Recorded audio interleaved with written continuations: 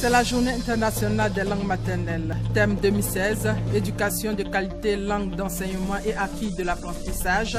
L'actualité oblige. Votre Dimanche Magazine est donc consacré à la promotion des langues maternelles en Côte d'Ivoire. Comme annoncé, l'actualité aujourd'hui, c'est la journée internationale des langues maternelles. En Côte d'Ivoire, de nombreuses langues sombrent peu à peu. Il faut dire que de façon plus claire, il y a des langues qui se meurent. Alors, que faire? Eh bien, pour en parler, nous recevons le professeur Jérémy Nguessan-Kouadio, doyen de l'UFR Langue, Littérature et Civilisation à l'Université Félix Houphouët-Boigny de Cocody et membre de l'ASCAD, l'Académie des sciences, des arts, des cultures d'Afrique et des diasporas africaine. Merci professeur d'être venu sur notre plateau. Merci. D'abord, pour commencer, vous êtes originaire de quelle région, professeur? Moi, je suis originaire de la région de Divo. Je suis baoulé, appartenant à la diaspora, donc je suis né à Iré. Quelles sont les langues? Oui. Et dans cette région, c'est un peu la Côte d'Ivoire en miniature. On retrouve pratiquement toutes les langues parlées en Côte d'Ivoire. Bon, les langues originelles, c'est le Dida, le Dioula, le Baoulé, etc. etc. Donc, c'est la Côte d'Ivoire un peu en miniature, la région de Iré. Un mot dans votre langue? Ontiba. La signification. Est-ce que vous allez bien cet après-midi? Oui, professeur. Existe-t-il une langue nationale en Côte d'Ivoire? En Côte d'Ivoire, il n'y a pas de langue nationale. Enfin, il n'y a pas une langue nationale, il y a plusieurs langues nationales. Et on appelle langue nationale en Côte d'Ivoire toutes les langues qui sont parlées sur le territoire de notre pays. Et puis on a une langue officielle qui est le français. Voilà. Qu'est-ce qu'une langue maternelle alors? Alors la langue maternelle, au départ, c'était la langue qui était parlée, apprise au contact de la mère. Et puis progressivement, les linguistes ont pensé que ça ne suffisait pas et on a ajouté l'idée de langue première. C'est-à-dire que c'est la langue par laquelle l'enfant apprend à parler avec son environnement et surtout à verbaliser.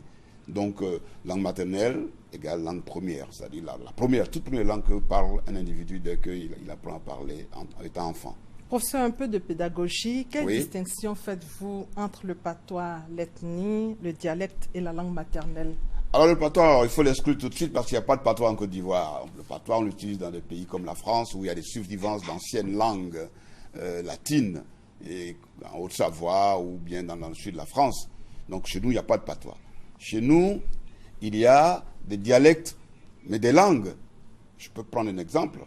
Par exemple, le bété de Gagnoa est un dialecte bété. Le bété de Daloa est un dialecte bété. C'est une variété régionale d'une langue donnée. Maintenant, lorsqu'on parle de l'ethnie, c'est un peu, on parle du peuple. On peut parler de l'ethnie baoulé, de l'ethnie bété, mais on parle du peuple. Et lorsque j'entends souvent dire je ne parle pas mon ethnie, ça écorche mes oreilles parce qu'on ne peut pas parler un peuple. L'ethnie, ce n'est pas la langue. Donc, nous parlons des langues. L'ethnie, ça référence au peuple. Donc, je ne veux plus entendre parler des gens qui disent je ne parle pas mon ethnie. Voilà. Et nous revenons donc à la langue maternelle. Voilà. La langue maternelle, donc, c'est la toute première langue par laquelle l'enfant verbalise. Et tout le monde sait que c'est une langue qui est très, très importante parce que c'est elle qui permet progressivement à l'enfant de communiquer avec son environnement. Et c'est pour ça que l'on pense que dans les pays où ça se fait, apprendre les premiers rudiments du savoir dans la langue maternelle, c'est très important. Et malheureusement, dans les pays d'Afrique, ce n'est pas ce qui se passe. Et souvent, nous avons des handicaps difficiles à surmonter. Et justement, nous allons passer à cet élément filmé d'Astou Touré qui présente le tableau des langues parlées en Côte d'Ivoire. Regardez.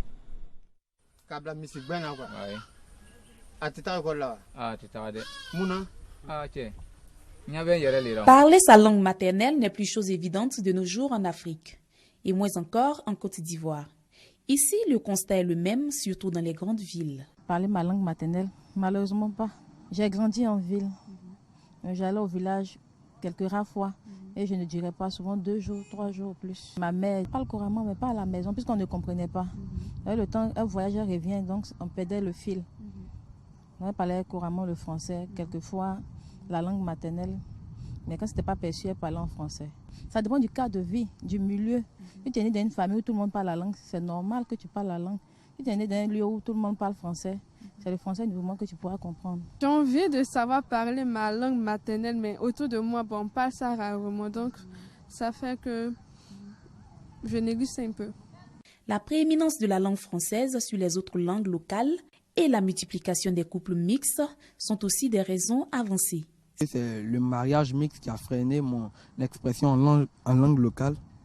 Mais aussi, il y a aussi la modernisation. Moi, j'ai des camarades qui sont issus d'un mariage mixte, mais qui parlent soit l'ethnie de la mère, soit l'ethnie du père. Mais bon, ce n'est pas le cas pour moi et pour mes frères et sœurs, malheureusement. C'est un pays qui était colonisé par les Français. Au début qu'ils sont venus, ils ont demandé aux habitants de ne plus parler leur langue maternelle, de parler que le français. Moi, je pense que c'est ça qui a fait que on néglige un peu la langue maternelle. Cependant, les études révèlent que la situation n'est pas catastrophique. 88,8% des conversations relevées sur les marchés se font dans des langues locales et 11% sont faits en français. L'introduction des langues maternelles dans le système éducatif, déjà à l'étude en Côte d'Ivoire, contribuera pour beaucoup à l'éclosion des langues traditionnelles. Car des expériences révèlent que les enfants apprennent plus vite dans leur langue maternelle qu'en français. Professeur, nous venons de le voir, la Côte d'Ivoire compte plus d'une soixantaine de langues nationales réparties en 4 grands groupes, les Krou, les Akans, les Mandés et les Voltaïques. Parmi ces langues, on a vu dans le reportage, il y a celles qui tendent à disparaître. Est-ce que vous pouvez nous citer quelques-unes? Oui, malheureusement, il y a beaucoup de langues qui sont menacées de disparition. On peut citer les Souma, qui était parlé à Sini Mafia, qui a pratiquement disparu. On peut parler de Léotilé, qui n'est plus parlé dans son site originel, qui est à Diaké. Elle est parlée à Vitré, mais ce n'est pas son site originel. Il y a aussi le Siti, dans le nord de la Côte d'Ivoire, et le Prépicia. Enfin, il y a une dizaine de langues comme ça qu'on a citées au début du siècle et qui ont pratiquement disparu aujourd'hui. Donc, et j'ajoute que toutes les langues de Côte d'Ivoire sont menacées. Qu'est-ce qui explique cela? Dans l'élément, on a donné une explication. D'abord, c'est la modernisation.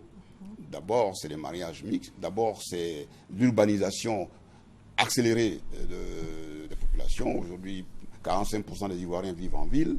Et il y a la prééminence du français. Et la jeune dame m'a expliqué que les Français sont arrivés, ils ont imposé leur langue, ils ont interdit aux autres de parler de leur langue nationale. D'ailleurs, tout le monde sait ce que c'est que le symbole à l'école, ouais, qui interdisait pratiquement aux enfants de parler leur langue, parce que tout cela fait partie de l'arsenal colonial pour brimer l'Africain, y compris le fait d'interdire de parler sa langue.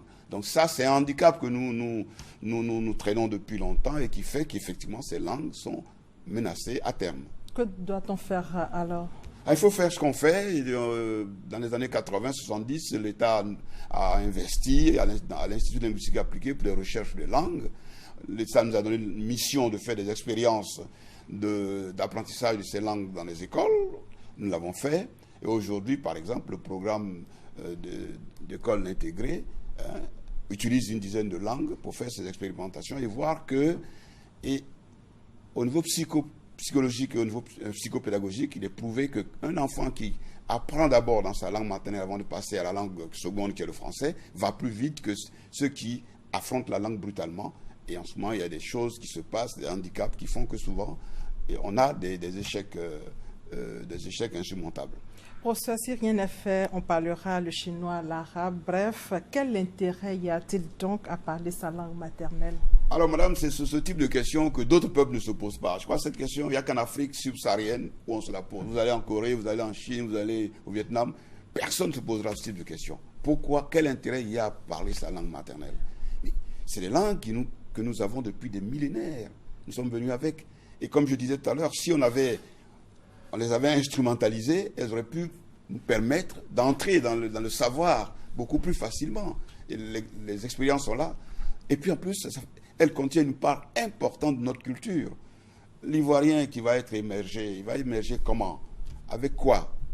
Il sera quoi? Il faudrait aussi que nous émergions avec notre culture à travers nos langues. Donc voilà l'importance des langues. Et puis elles peuvent aussi contribuer au développement si elles sont utilisées à bon escient, comme à l'école, dans l'alphabétisation. Elles peuvent jouer un rôle aussi dans la Côte d'Ivoire moderne. Nous allons revenir sur cet aspect, vous l'avez souligné tout à l'heure. Il est démontré qu'un enfant qui parle bien sa langue maternelle s'exprime bien dans une langue étrangère, par exemple en français. Mais pourquoi?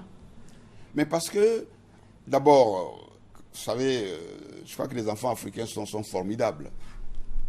Comparer un enfant africain à un enfant européen, portugais, coréen, il naît dans sa langue maternelle.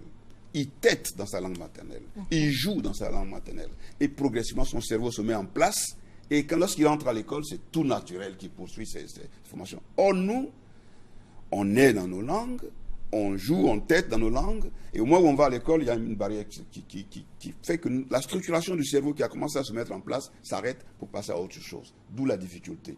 Donc nous pensons, c'est pour ça que les psychopédagogues pensent que il est bon que les enfants soient initiés, même dans des pays comme les nôtres, initiés d'abord à manipuler les choses, les savoirs à travers leur langue maternelle avant de passer à une seconde langue. Et ça aide énormément. Et je pense que là-dessus, les expériences l'ont prouvé. Nous-mêmes, nous avons fait des expériences qui l'ont prouvé. Et le PEI a fait des expériences qui prouvent que ces enfants-là deviennent beaucoup plus performants que ceux qui rentrent brutalement au contact avec la langue française qui n'est pas leur langue. Bien sûr, en Côte d'Ivoire, aujourd'hui, il y a des enfants qui ont la langue française comme langue maternelle. Vous avez d'autres qui n'ont pas le français comme langue. Et puis, entre les deux blocs, il y a ceux qui parlent le nouchi, qui est une espèce de sabir. Donc, tout ça, ça crée des difficultés, si bien qu'on peut dire que les enfants ivoiriens, en face de l'école, ne sont pas égaux. Mais pour ça, il y a certains élèves qui ne connaissent même pas un mot de leur langue maternelle, qui ont réussi aussi. Oui, mais le problème, c'est le problème du pourcentage. C'est-à-dire, vous dites ça, c'est vrai. Il y a des gens qui réussissent. Mais quand vous prenez le pourcentage de ceux qui réussissent de cette façon-là, vous verrez qu'il y a beaucoup qui restent sur le chemin parce qu'effectivement, ils ont eu des difficultés à entrer dans cette langue qui, quoi qu'on dise, est difficile. Et quand, vous voyez,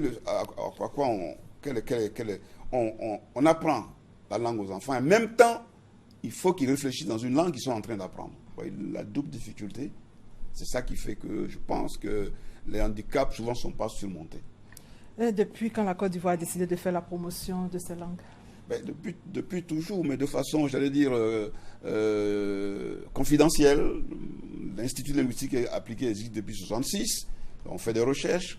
Mais de façon officielle, les choses n'ont pas été prises en compte, sauf depuis que le ministère de l'enseignement, l'éducation nationale et de l'enseignement technique a décidé de lancer ce projet de PEI qui maintenant est de façon officielle. Le projet de PEI, programme d'école intégrée, où nous avons une dizaine de langues qui sont enseignées à l'école primaire à travers tout le territoire national.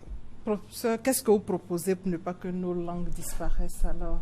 Alors, il faudrait que... Je dis tout à l'heure que dans beaucoup de pays, ils ont mis un peu la charrue avant les bœufs. Nous avons fait des recherches.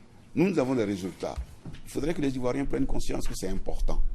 Je pense que ce débat-là n'a pas encore eu lieu. Les Ivoiriens n'ont pas pris conscience que nous pouvons être modernes, parler l'anglais, parler chinois, parler coréen, parler japonais, mais parler BT aussi, parler Djoula, ça ne dénote pas. Vous voyez? Donc il faut qu'on prenne conscience de ça.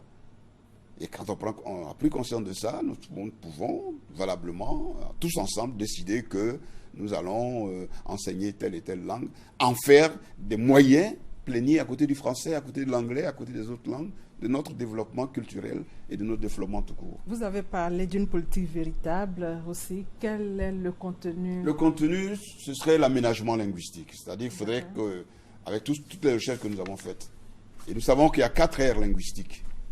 Dans les années 80, nous avons décidé de faire émerger de ces 4 aires linguistiques 4 langues qui sont représentatives des 4 aires linguistiques. Et nous avons enseigné ça à l'université pendant quelques années.